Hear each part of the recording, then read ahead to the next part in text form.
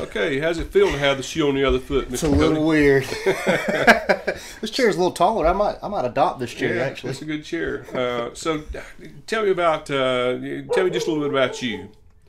Well, I'm a 33-year-old dude who lives in Door, and I'm from Jasper. Lived there my entire life, and I've always been a musician.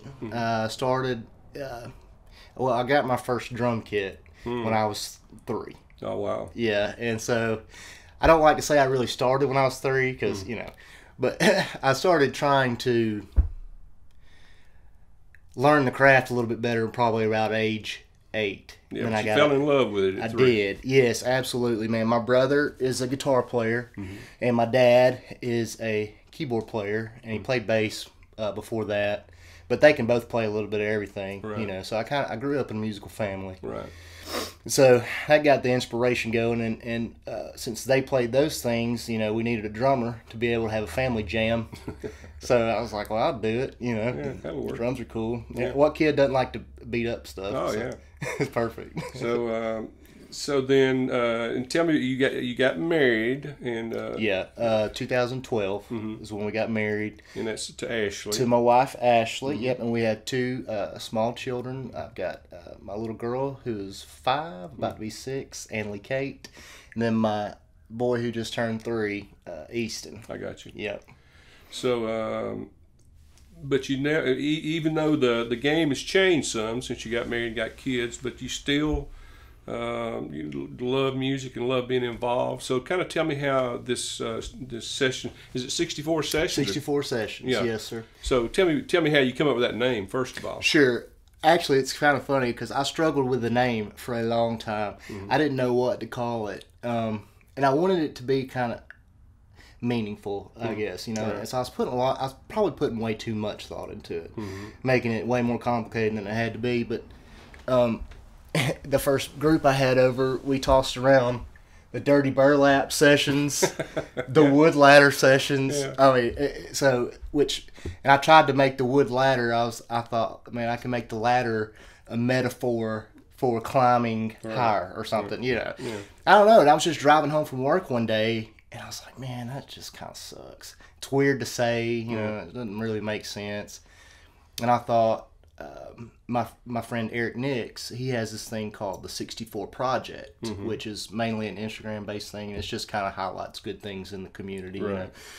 And I really like that idea.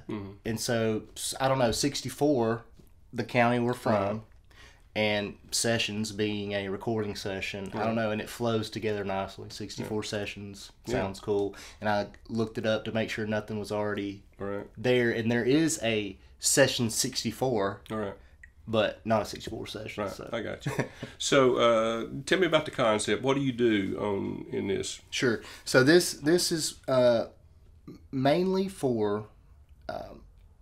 Well, it started out kind of being a thing for my friends because I got to thinking, what's a way I wanted to do something different because I've been playing music, mainly cover music, in the bar scene since I was 18. I'm 33 now, so I'm not very good at math, but whatever that is. And it's a grind, Right. especially working Monday through Friday, a regular 9 to 5, and then coming home. Like on Fridays, man, I'll be up for literally 24 hours by the time I get home at 3 o'clock Saturday morning, 4 o'clock Saturday morning. Right. And then I have 2 children. Right. So that's tough, man, Yeah. So I backed it down to about once a week now, Right. and then I'll take a week off. I'm not scared to take a week off, Right. because I hate to say it's getting old because I appreciate what I've gotten from that experience, and I don't want to downplay that, but it's a grind. I'll just say that. Well, your priorities change. Yes. And they grow, and they expand to a certain extent. Absolutely. Absolutely. But I thought I wanted to do something different, and I thought, how can I help people?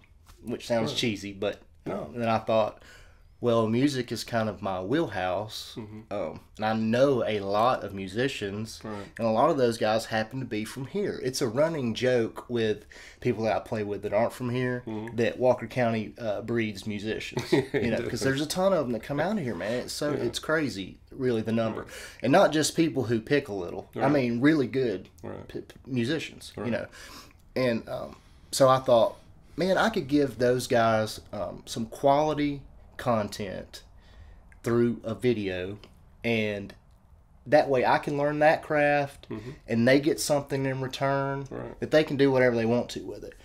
And that was my initial thought, and then I thought, well, why don't I just kind of make it through the prodding of other friends, hey, you need to be more involved, why don't you sit down and interview some people. I thought, well, that's a good idea. So it kind of morphed into what it is today through that. Right, because there's some incredible stories out there. Absolutely, man. Absolutely. I can't. It's crazy that people have told me that they've actually cried on some of those episodes.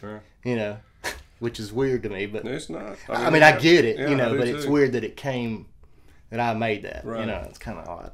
It happens, you know. It's a noble thing to do, to be able to provide some quality, not only for the people being interviewed, but for the people watching. Absolutely. So, what made you decide to go with YouTube? Well, YouTube is it's just the easiest way to distribute video content today. You know, there's just not really another avenue out there that I think, because I put some stuff straight to Facebook, but I don't know. I'm kind of was planning for the future and thought, you know, you can get some ad revenue from YouTube. I don't really know how Facebook works with ad revenue and stuff, so that's just really basically it. But back to I forgot to mention this. Another reason that I wanted to do this. This is probably the most important reason. After I had the realization that, hey, I got all these friends that I could help out. Right. And then you said, you know, the viewer gets good quality content too. And I want the viewers, not just the participants, but to have something to be proud of. Right. And unfortunately, if you're not from this county, but you have heard of Walker County, it's usually a negative connotation. It's usually something about methamphetamines. You can hire a hitman here, which I don't know, whatever. I don't know about that. Yeah, and you know, it's something negative. Yeah. And so I thought, man, if I could, it might seem like a feeble attempt. It might be kind of naive, but I would like to try to change that. And there's a lot of good things going. As far as, you know, like downtown Jasper, what they've done with downtown Jasper. I'm really proud of that. That's awesome. And what Heather Nelson is doing with downtown Summerton. Right. Awesome. Right. And since I'm going to be here for at least 18 more years, you know, I would like to continue growing the awesomeness and I hope we can get that reputation turned around. I agree. And this sounds funny, but there's a scientific study done in the 70s by a guy named Alexander. You're probably familiar with, you know how when they put rats in cages and then they'll put like cocaine in a dropper and then they'll put water in a dropper and the rats will do the cocaine until they die. Right. Well, they did this experiment with opium or morphine, and which is the biggest problem this county has. And if I'm not mistaken, it's the worst in the nation. Right. I think it is. I think I read that, or it's. I think that's true. Go right. ahead. I think so too. I can't remember where I read that, but you've heard it too, so I think that's the case. We'll step out there and say that's the case. But so with this experiment with Alexander done in the 70s, it's called Rat Park, and so the idea here was that drugs don't necessarily, his idea, not mine, or Steve's theory, where drugs don't necessarily cause the addiction. It's the environment that the mouse lives in that makes him turn to drugs. So these half the mice were left in just standard mice cages with the morphine water and regular water. Of course, they get addicted to morphine. Right. The other half of the rats he put in this place called Rat Park, where it was 5 times bigger, had wheels and tunnels and stuff for them to play, plenty of places where they could mate. It's in the story. And he put the same thing, morphine, water. They went for the water most of the time. Right. So his theory was you give them an environment to thrive in, and they're not going to be as likely. He said that they would still use it from time to time, but they weren't addicts. They were less likely to become addicted. Exactly. So I'm trying to make this, in my own little feeble way, a rat park kind of deal. Right. That's a noble cause. And, you know, the thing about it is, I'm going to turn this off, and I don't want to hear me record me talking, but I've got the same quest at what I'm trying to do as well. You know, I'm trying to focus on the good stories, and every now and then I have to cover stuff that's less than, you know, it's not what I would really like to cover because it's the nature of the job. But I focus on doing features and things that's going to lift up what I call the vibration level of this side of the camera. I know what you mean. And try to change that perspective that you were talking about earlier. And so. So how long have you been doing this now? So I noticed you had several on YouTube, but kind of talk me through when you got started and. Okay, so I got started the week of Thanksgiving. Mm-hmm. No, well, that was the first video. Mm-hmm. So I really got started probably 3 weeks before Thanksgiving. Right, so I keep 2 or 3 in the hole, you know, so I don't get too overwhelmed. Right. So I think I've got, with the Christmas special, I think I've got 6 episodes now.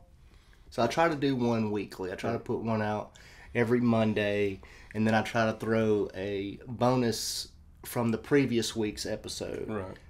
A song that wasn't in the episode, I'll just put it directly to Facebook or something, you know, on Thursday or Friday of the week. So what's the plans for the future? What's, you know, where do you see this going in 3 years? 3 years, I don't know, but I can tell you at least 1 year, or at least what I hope will happen. So it's going to take me. I haven't even sat down and tried to figure out how much longer it's going to take me to finish Walker County. Right. But I'm guessing, just off the top of my head, it's going to be at least 6 to 8 more weeks. Right. Maybe longer. But after that, I'm probably going to take a month break or so. Maybe not that long. Maybe 2 weeks. And I've been in talks with my buddy Lane, who runs 65 South, who is the owner of Zydeco in Birmingham. And 65 South is not only an apparel company, it's kind of a management type deal. So they've got a lot of bands that they work with. Adam Hood, Muskie Down Bloodline, Joby Fortner. I'm blanking on names, but there's a ton of people that are pretty well known. Right.